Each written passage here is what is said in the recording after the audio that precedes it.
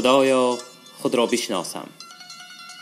کتاب خاطرات از ادبیات شناس و نویسنده شهیر تاجیک زنده یاد رسول هادی زاده. تهیه و صدا رامین هادی زاده.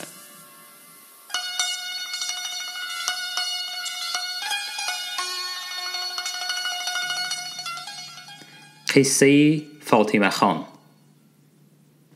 از روزی در رادیو به کار شروع کردنم در ردکسی موسیقی نام کمپوزیتور متوکل برهانوف را بسیار می شنیدم. در کنسرت‌های و برنامه‌های ازبکی سرود و رمزهای دلچسب و گوشنواز او صدا می داد. به خانه ردکسی موسیقی گاه در آمده با من سلام و علیک می کرد. جوانی نحیفی خوشخامد و سفیدگونی بود. مویهای درازش تا بونی گردن افتاده بود. شنیده بودم که برهانوف از بخاراست، اما به تاجیکی گپ زدن او را باری درست نشنیده بودم. روزی وقتی به دیکتاری بیگاهی آمدنم، برهانوف را در راهروی ورودی بنا دیدم. متفکرانه می ایستاد. سلام کردم. جوابی سلام کرد و آمده دستم را فشرد و با تبسم شیرین به تاجیکی گفت: ما برنامه‌های تاجیکی را با کمال ذوق گوش می‌کنیم. خصوصاً از تاشکند صدا دادن سخنی تاجیکی به گوش خیلی فارم می‌رسد. آخر اینجا گپی تاجیکی را کم می‌شنویم.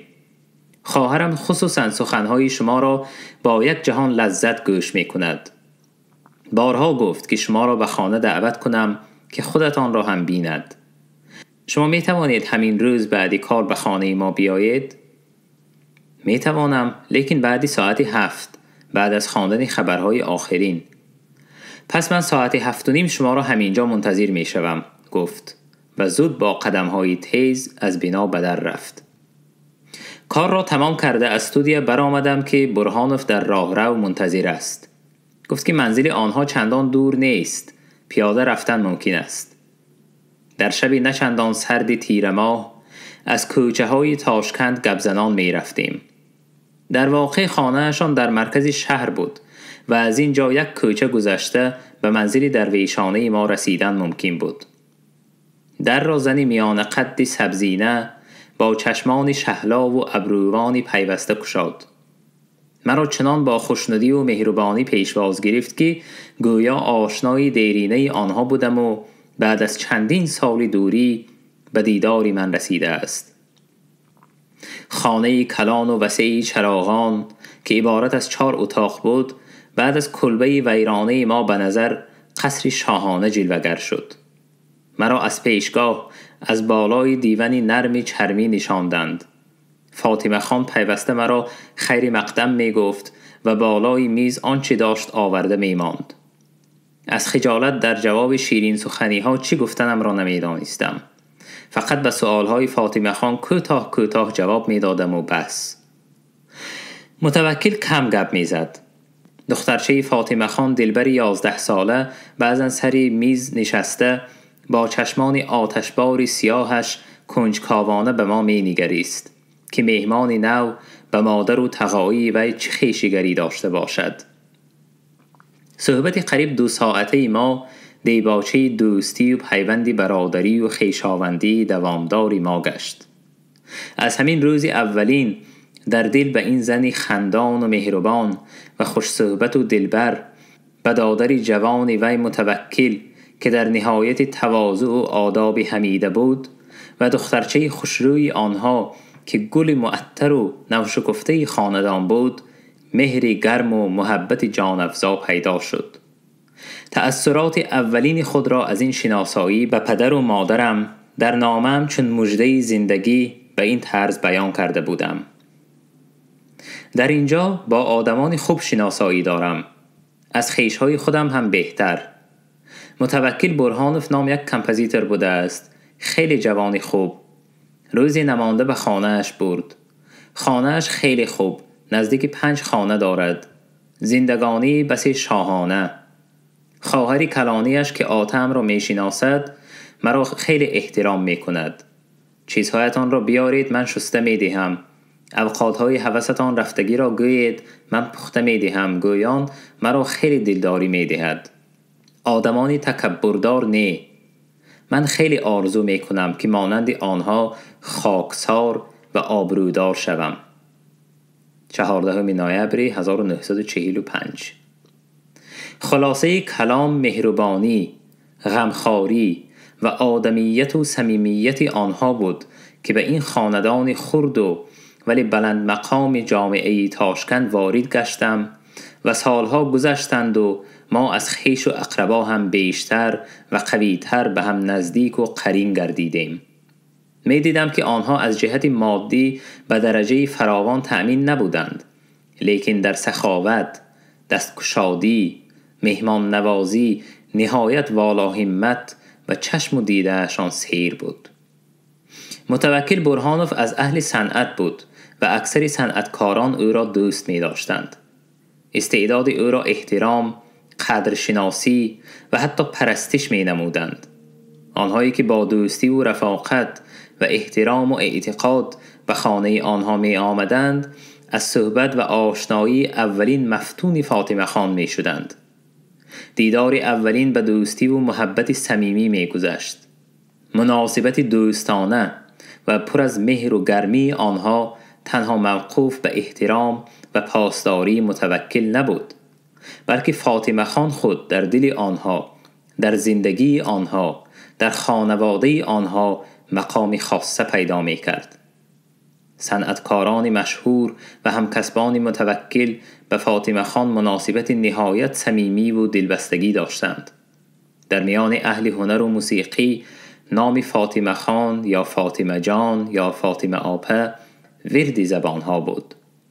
خواه مرد و خواه زن، خواه از زیایی و خواه مردمی عادی، باری به آن زن هم صحبت که شد آرزو می کرد که باری دیگر هم نشین و هم صحبت باشد. وی با همه انس می گرفت، با همه زبان می یافت، با هر کس موافق طبع و طبیعت وی صحبت می کرد. جایش بیاید قدحی چند نوشیده باز هم شیرین سخنتر و مرغوبتر و صحبت آراتر می گشت. دایره آشنا و پرستندگان فاطمه خان نهایت وسیع بود. بخاریانی که مقیم تاشکند بودند گفتند ممکن است به استثناء فاطمه خان را می شناختند و فاطمه خان نیز آنها را، اهل خانوادهشان را از کودکشان سر کرده تا پیرمرد و پیرزنهایشان می دانست. به توی آنها سروری می نمود، جایش بیاید دست و آستین برزده خدمت هم می کرد. فاطمه خان بسیار شخصان آبرومند و صاحب مقام را از سالهای جوانیشان می شناخت. از لحظه های عجیبی ترجمه حال آنها واقف و با همه آنها با رشته های دوستی پیوند بود. با آنها رفت آمد می کرد. سلطان عمروف که از مردان بزرگ تاشکند و در مسند دولتی نشسته بود، فاطمه خان را از سالهای 30 در اکادمی سمرقند تحصیل کردنش می شناخت. فاطمه خان هم او را خوب می دانست. تاریخی به دختر ملای تقواداری بخاری عاشق شدن و ازدواج کردن او را شاهد بود و به من هم نقل کرده بود.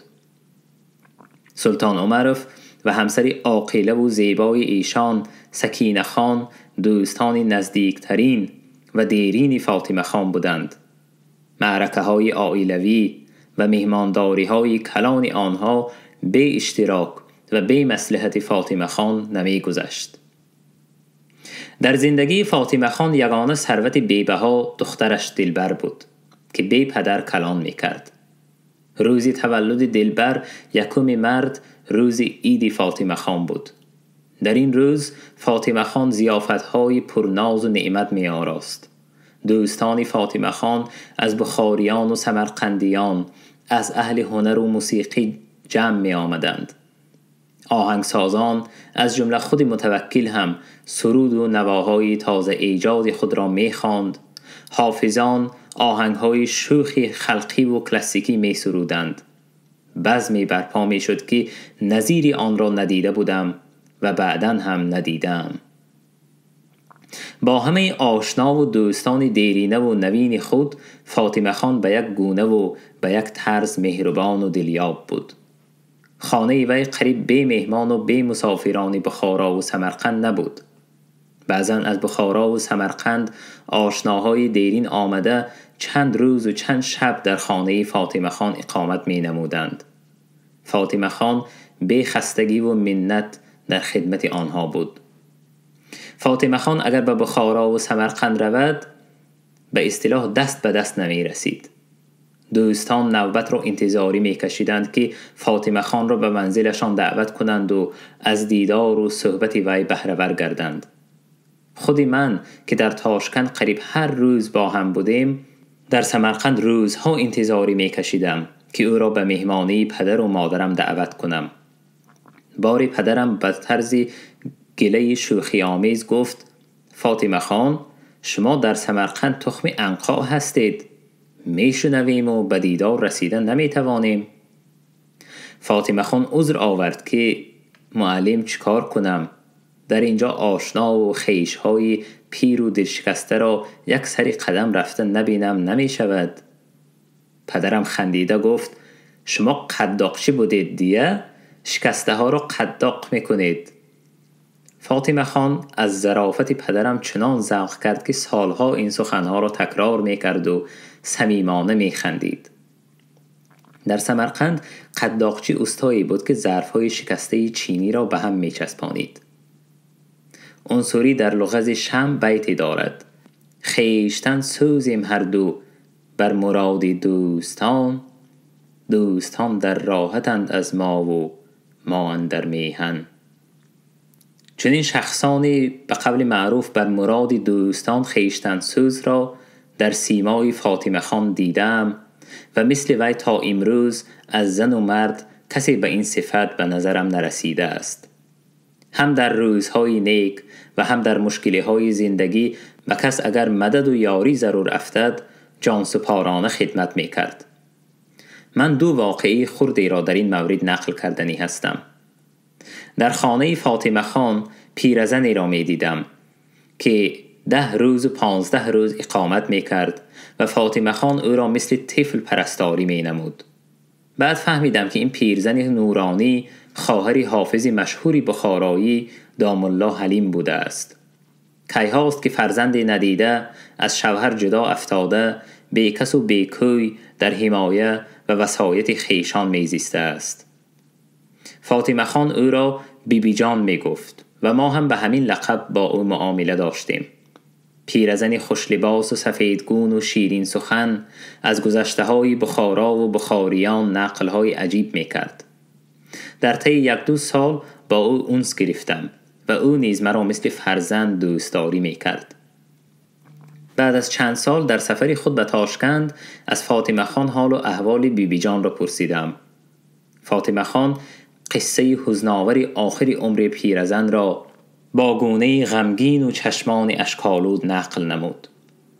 در آخر عمر بیبی جان که سنش از 85 گذشته است در اثر سکلراز عقل و هوش را گم می کند و در بعضی موردها از حولی بیهوش و بیاد برآمده ساعتها گم می شده است. خویشاوندان به آنکه با فاطمه خان مشورت کنند بیبی جان را به طبابتگاه بیماری های روحی به شهر جزخ برده می سپارند. بعد از 1 سال خبری وفات بیبی جان می رسد. در اینجا خویشاوندان به فاطمه خان مراجعت می کنند. فاطمه خان می گوید که آماده است به جزخ رفته جسد بیبی جان را بیارد. خلص با ماشین سنیتری در سردی سختی ماه دکبر به جزخ می رود. 1 روز آنجا ایستاده حجتهای ضروری را به رسمیت در آورده ساعت 10 شب براه می براید. سردی ماه دکبر شبانه باز هم شدتناکتر می شود.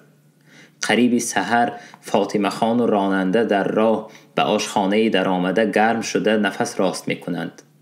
1 کاسگی شوربا خورده به اصطلاح کمی جان می گیرند و باز براه می برایند.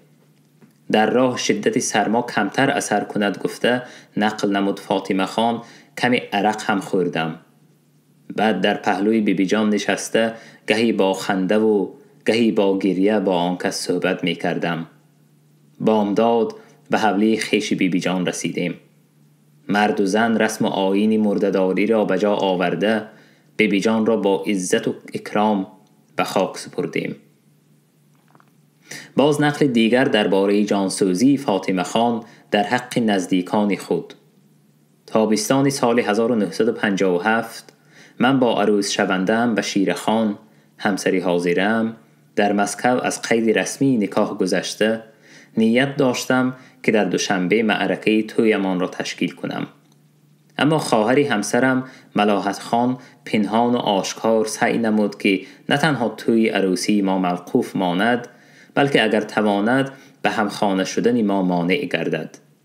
من دیگر علاج نداشتم غیر از آن که با عروسی نوی خود به سمرقند آمده توی عروسی را از روی سنت و رسم و آیین نو برپا کنم.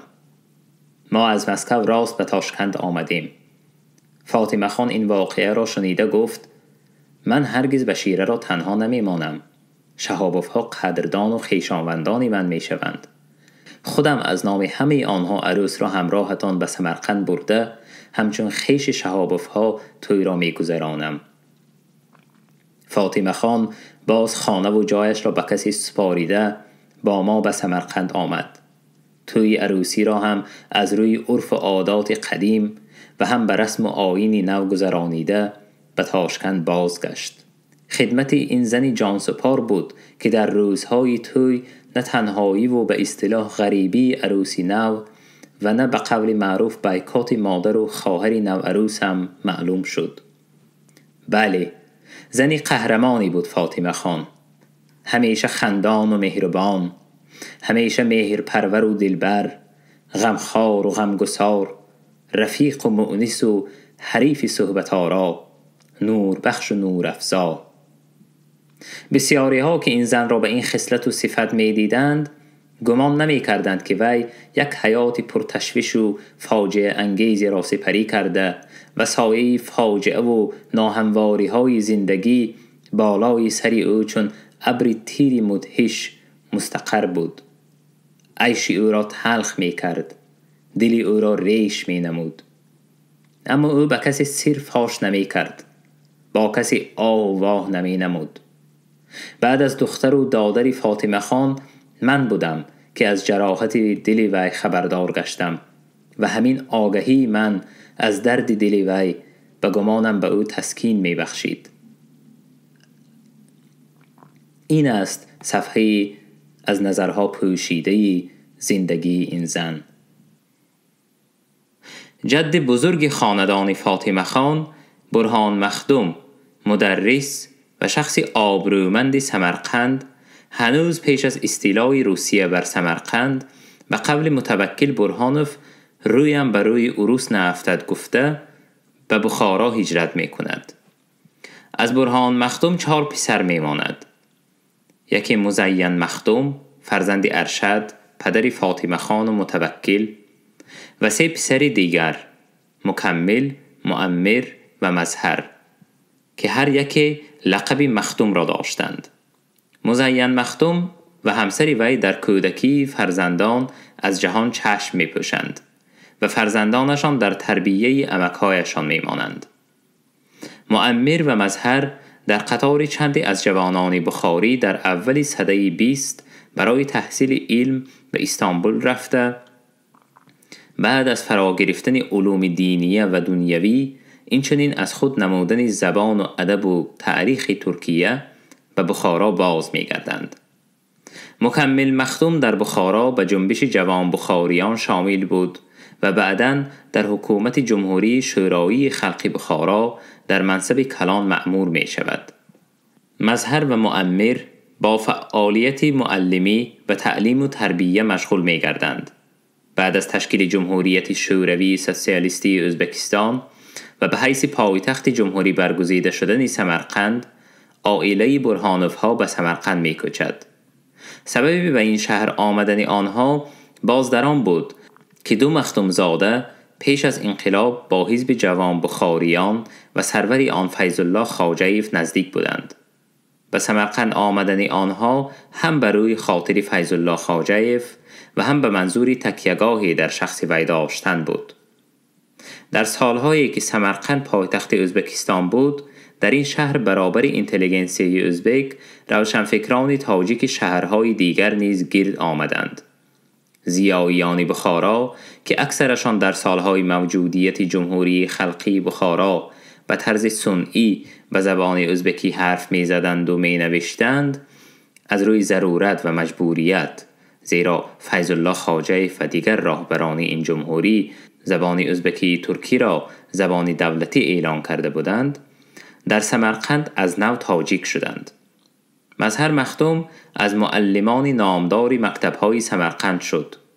دانشمند، ادیب و شاعر معروف عبدالرؤوف فطرت که در حکومت بخارا از جاری کنندگان زبان ازبکی بود، بعد از آمدن به سمرقند تاجیک شد و در اکادمی پداگوژی سمرقند پداکادمی از تاریخ ادبیات ازبک درس می‌داد. از تاریخ ادبیات ترک و ازبک کتاب و مقاله ها می نوشت. برابر همین در سمرقند او اولین درامای تاجیکی شورش واسع را نوشت. در سمرقند از تاریخ زبان و ادب تاجیک مقاله ها انشا نمود و نهایت در مسئله به الفبای نوی لاتینی گذشتن تاجیکان فعالانه شرکت نمود. ریشه تاجیکی هم در فطرت و هم در ضیاییان دیگری بخاری خشک نشده بود. سببی در سمرقند رونق یافتن زبان و ادب تاجیک در آن بود که بعد از تشکیل جمهوری مختار تاجیکستان در هیئت ازبکستان، سمرقند مرکز مدنیت و معارف و نشریات تاجیک بود. نه تنها مکتب، مطبوعات، نشریات، معارف تاجیکی بود، بلکه خود شهر نیز شهری تاجیک بود. به نظرم ضیاییان ازبک که از شهرهای دیگر آمده بودند در این شهر خود را مسافر، بیگانه حس می کردند. فطرت تا این دم ازدواج کرده بود یا نه به من معلوم نیست، اما در سمرقند او مجرد بوده است. وی با عائله برهانوف ها نغز آشنا بود و با آنها رفت و آمد داشت. در وقت رفت و آمدها فطرت دختر 16-17 ساله این خاندان، دختری چست و چالاک و زیبا، فاطمه خان را به اصطلاح تگ چشم کرده است و مرد 40 ساله دختری نورسیده را خواستگاری می کند. برادران برهانوف ها که فطرت را پیری خود می دانستند به وی نه گفته نمی توانستند، بلکه دامادی او را برای خاندان خود همانا شرفی می دانستند. آنها از روی عرف و عادت از فاطمه خان نپرسیده به عقد ازدواج رضایت می دهند.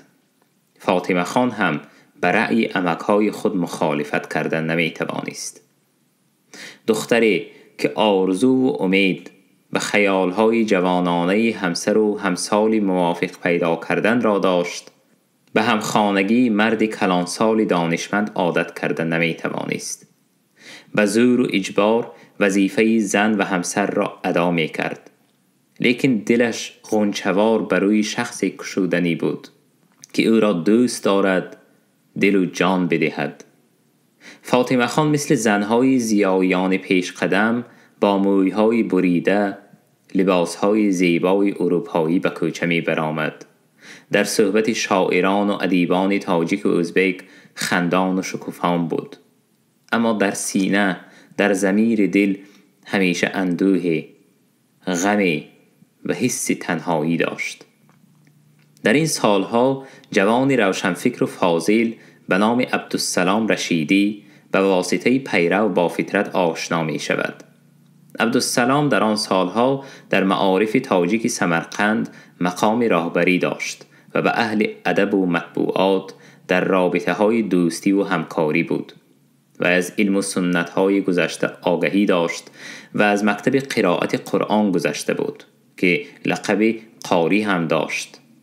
با این فضیلت و خصلت همانا مورد استقبال فطرت گشته، گاه با پیرو و گاه خود به خانه فطرت رفت آمد می کند. در این مهمانی و دیدارها میان رشیدی و فاطمه خان محبت رخ نمی نماید. فطرت از این عشق بازی ها پی می برد، ولی خود را به نادانی می زند، تجاهل می کند. فاطمه خان از عشق ورزی های خود به من چیزی نمی گفت، فقط در ضمن صحبتی گفته بود. بار فطرت مثل هر ساله به لنینگراد سفر داشت. مرا نیز همراه گرفت. شاید به آن سبب بود که با رشیدی ملاقات نکنم. بعد از گذشتن از تاشکند فطرت فرصت یافت و به من گفت: فاطمه جان، من میدانم که شما با رشیدی مناسبت‌های غیری عادی دارید. عشق ورزی گویم هم می شود. این خیانت است. من از گناه شما می گذرم به شرطی که دیگر با رشیدی ملاقات نکنید و او را تماما فراموش کنید. فاطمه خان در همین جا گشاد و روشن اقرار می کند که وی و رشیدی همدیگر را دوست می دارند و فرصتی می جویند که با هم یک شوند. فطرت تهدید می کند که فاطمه خان از عزمش نگردد وی حاضر او را می برد و یک لگد می زند و بیرون از وگان می اندازد. فاطمه خان نقل کرد: این گپ بی وقتی شب بود. به فطرت گفتم: من از این راه باز نمی گردم. اگر شما در واقع همچنین عزم داشته باشید بیایید، من خودم نزد دری وگان می روم و شما مرا از وگان بیرون اندازید. فطرت دیگر چیزی نمی گوید. می بیند که این مرغ بدان فتاده دیگر ریسمانهای قفس را پاره کرده است و آزاد پرواز می کند. کار از کار گذشته است. جوان دختر یاری مناسب را انتخاب کرده است. فاطمه خان از فطرت جدا می شود. دیگر او آزاد است. می خواهد لانه نوی بلند و آزاد با جوانی روشن فکر و دوستدار خود بنا کند. فاطمه خان می رود. فطرت تنها می ماند و در همین لحظه ها حس می کند که چه آفریده زیبا و دانا را از دست داده است. درد دل و سوز هجران را در شعر نهایت مؤثر و علم‌انگیز به زبان ازبکی بیان می سازد. سرلوحه شعر به فاطمه جانگه نام داشت. من این شعر را به تاجیکی گردانده به خواننده تقدیم می دارم.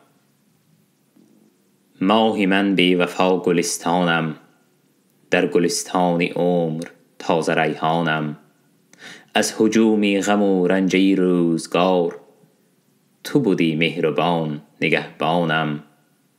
خوار و زار کردی و ز من رفتی، زنده در گور ترک من گفتی. هان بیا پیش پای تو افتم، فرصت ده تا که سیر گریم. یک دمی مان که خاک پایت را با داد و دیده تر روبم. خوار و زار کردی و ز من رفتی، زنده در گور ترک من گفتی. چه شد آن دمی که گفتمت یارم، مؤنسم همدمم مددگارم. زیر بال التفات های تو راحتی داشت جسم بیمارم. خوار و زار کردی و ز من رفتی، زنده در گور ترک من گفتی.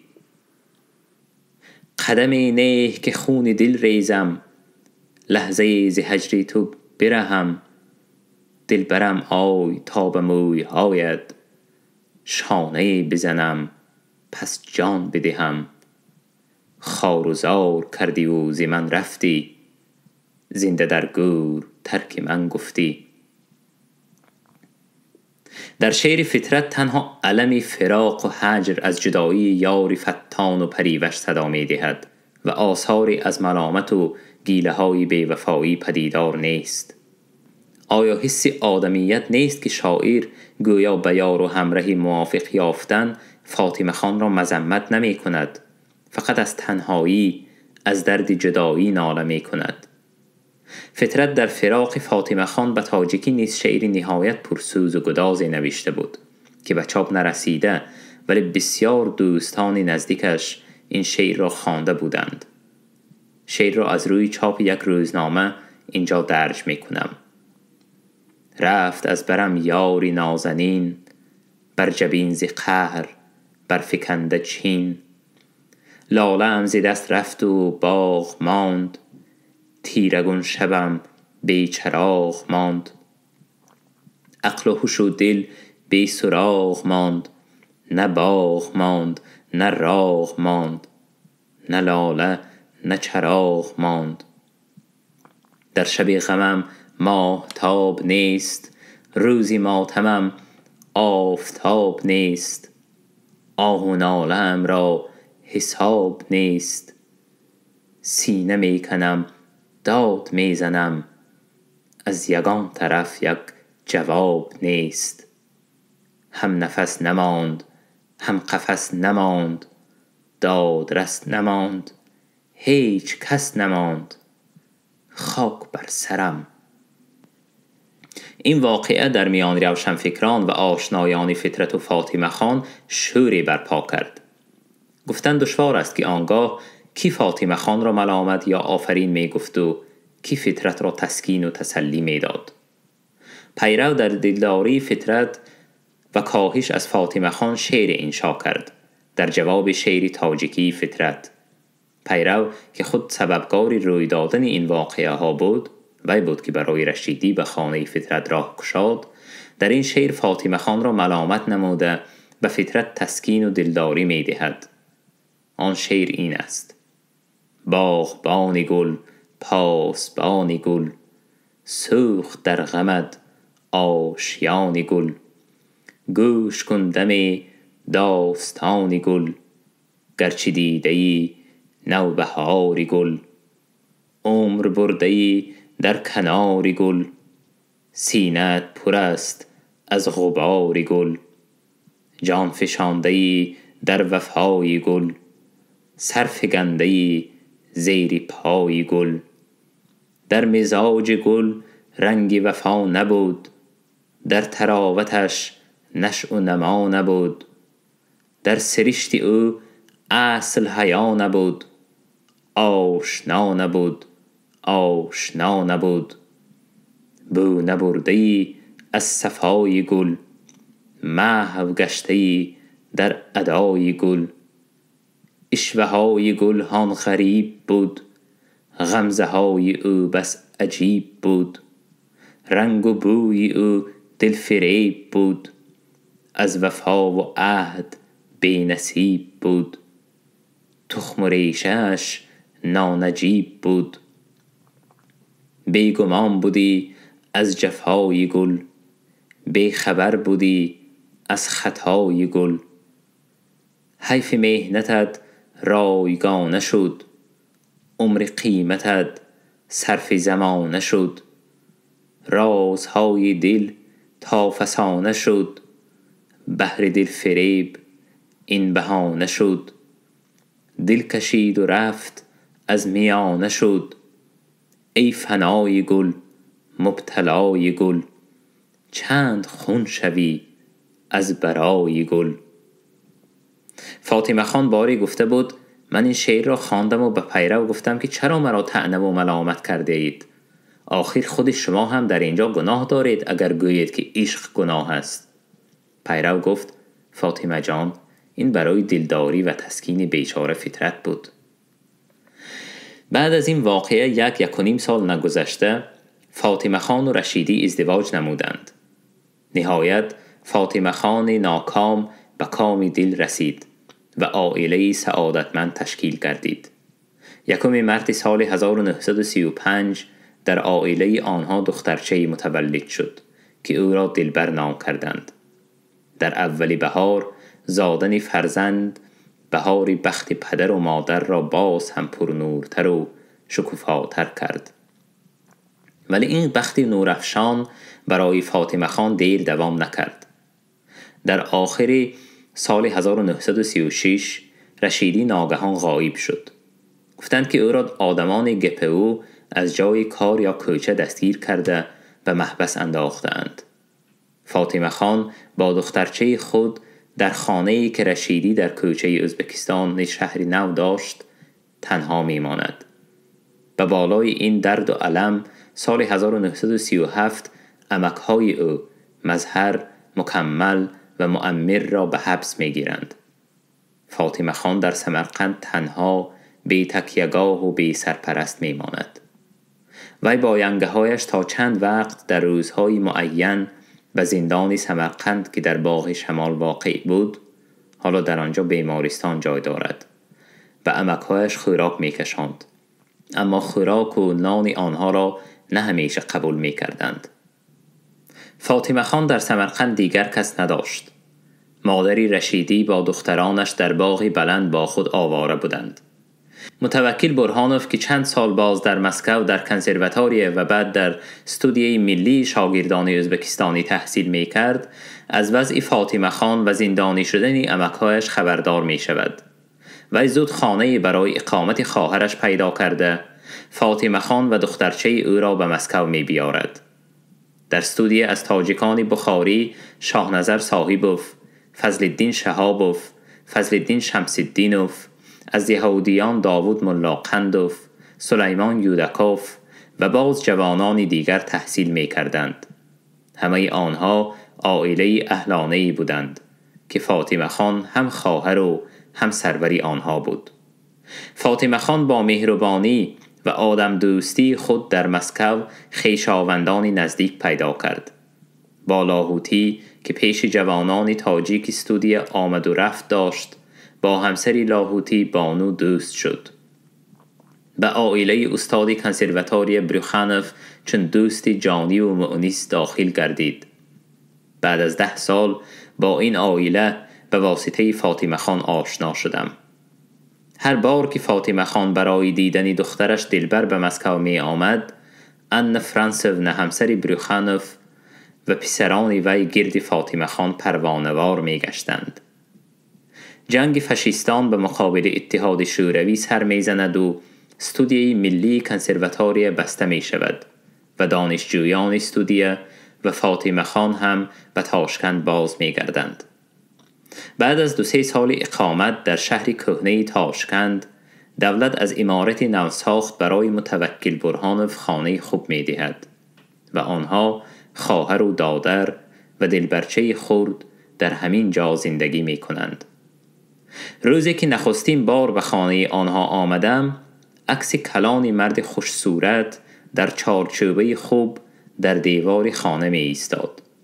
بعد از با این خانه درستتر آشنا شدن، گفتند که این عکس پدر دلبر است و از رموزی گپشان نتیجه گرفتم که این شخص سال 1937 محبوس شده است و حالا خبری از وی نیست. در آن وقت نه از شخصی رشیدی و نه از قصه همسری فاطمه خان با فطرت و محبت رشیدی و فاطمه خان اطلاعی نداشتم. بعدها فاطمه خان محرمانه گفت که بعد از 5-6 سال غایب شدن شوهرش خبر دادند که وی با سپارش مخصوص در یکی از کشورهای شرق کار می کند. خلاصه در این سالها فاطمه خان از مقامات بیخطری دولت درباره شوهرش گاه اطلاعات می گرفت. متوکل برهانوف بعد از چند سالها حکایت کرد که پس از 5-6 ماهی به اصطلاح حبس مقامات NKVD در خاطر ندارم در کجا او را برای ملاقات با رشیدی دعوت می کنند. متوکل برهانوف در خانه منتظر می نشست که دری خانه دیگر گشاده می شود و در آنجا رشیدی نمایان می گردد. متوکل او را در اول نمی شناسد. وی کرته ایزاری صوفی سفید در تن و با موی و مویلب‌های تراشیده بالای کرسی نشسته بود. سلام می دهد و فقط می گوید که فاطمه جان را پرسید از دلبر خبرداری کنید. من به سفری دور می روم و امید است که زنده و سلامت باز می گردم. صحبت همین بود و بس. با فاطمه خان هم 2 به 2 و هم در نشست‌های دوستانه بسیار صحبت‌ها واقع می شد. و همیشه شکوفان و خندان بود و من گاها به خود می اندیشیدم که شاید شوهرش زنده و از بازگشت وی امید دارد. فقط بار تیر ماه سال 1949 ما هر دو از مهمانی باز می گشتیم و هر دو هم شیرمست بودیم.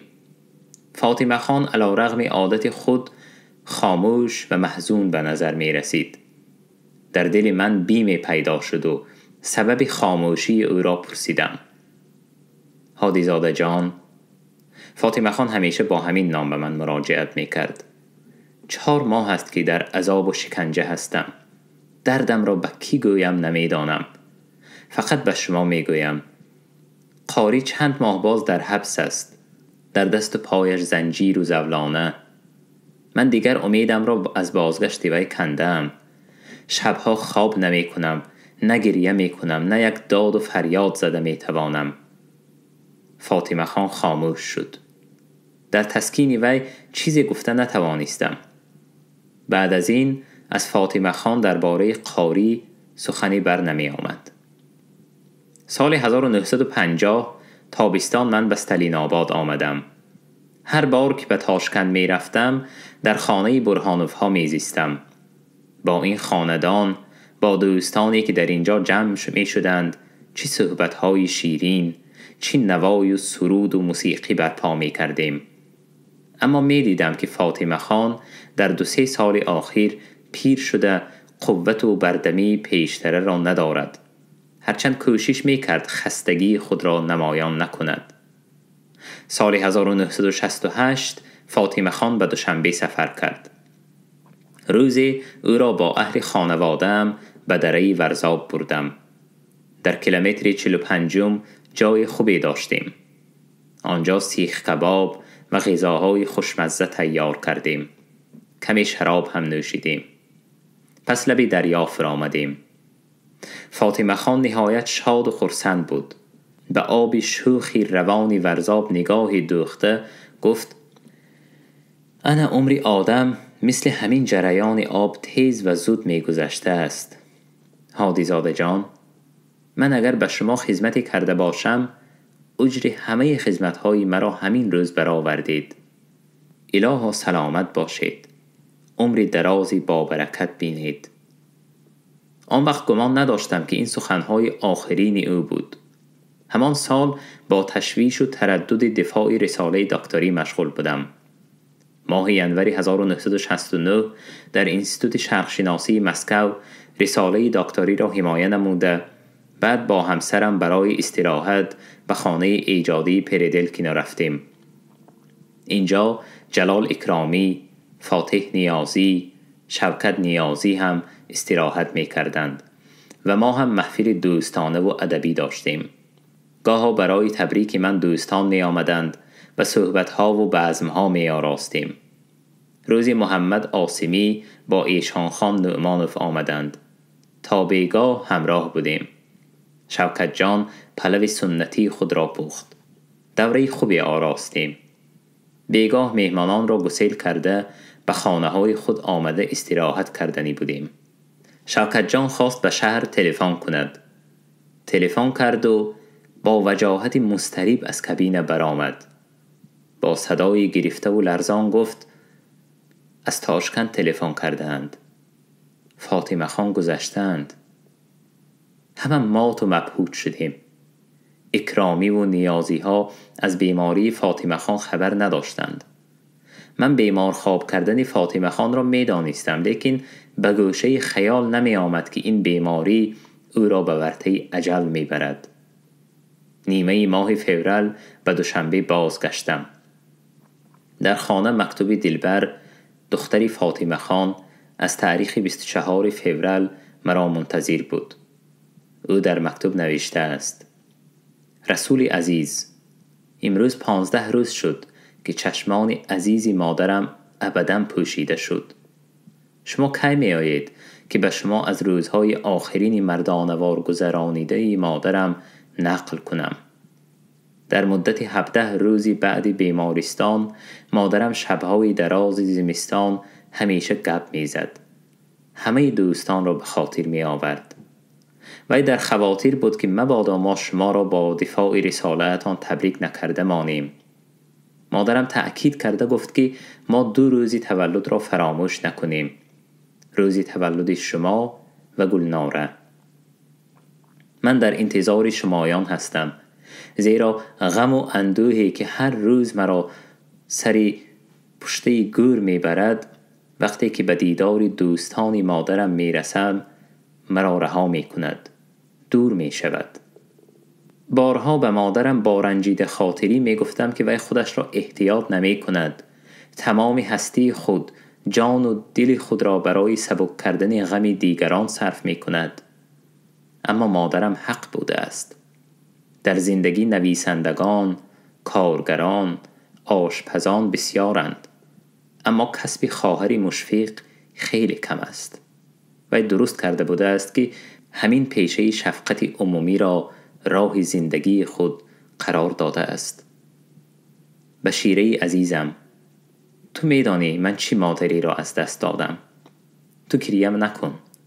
اگر توانی چند روز با من باش. بعد از چند روز برای تعزیه به تاشکند رفتم. روزی دیگر آفتاب طلوع نکرده سری قبر رفتیم. بالای پشت را برف سفیدی نقرگون پوشیده بود.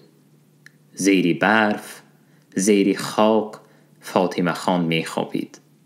با همه شادی و خنده های دلربای خود، با همه اندوه و غم و تشویش های زندگی، با آرزو و امید دیداری یاری محبوبی دور افتاده‌اش، آرام بی صدا می خوابید.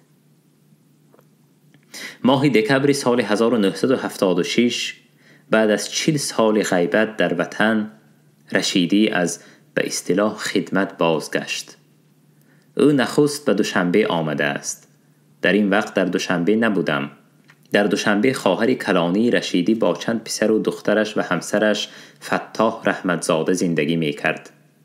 رشیدی چند روز را در خانه خواهر و چند روز را در بیمارستان گذرانیده به تاشکند می رود. در خانه دخترش زندگی می کند. شبها در حلقه دختر و نبیره ها و داماد می گذرد. روزانه ها با نمایندگان کمیته بی خطری بیرون از خانه می گذرانید. بعد از 10-15 روز برای دیدن خویشاوندانش به سمرقند می رود و چندی نگذشته ناگهان بیمار می شود و 2 روز بستری شده چشم از جهان می پوشد. پیش از نوشتن این صحیفه ها با خواهرزاده رشیدی خورشید رحمت الله که او را از سالهای خدمتش در نشریات می شناختم هم صحبت شدم تا هرچی از تقاعیش داند حکایت کند و از سالهای جوانی تقاعیش چیزی روشنی نقل کرده نتوانست. فقط همین قدر گفت که به خیالم تقاعیم از جوانیش در ظاهر مدیر معارف باشند هم، اما در انکوده هم کار می کردند. زیرا 2-3 بار دیده بودم که در شکف تپانچه داشتند که آن را بعضاً به میان بسته می رفتند.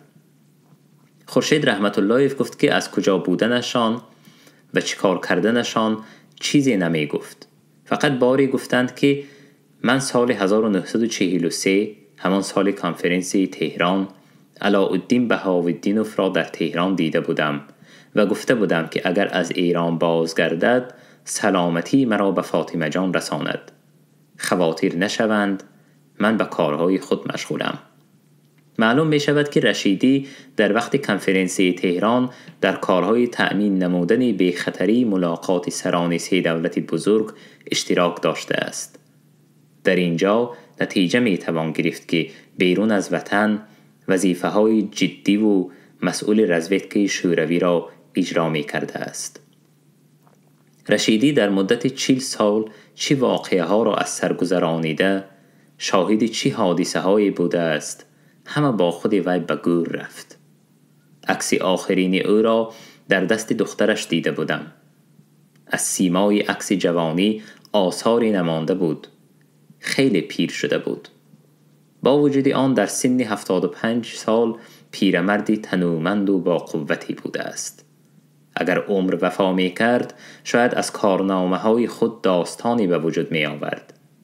لیکن مثل بسیار رزویدکچیان دوران شوروی آرامانه، خاموشانه و در پنهانی و خفیه کارهای بزرگ را انجام داده، خاموش و بی صدا از جهان چشم پوشید. روحشان شاد باد این هر دو را، فاطمه خان و رشیدی را.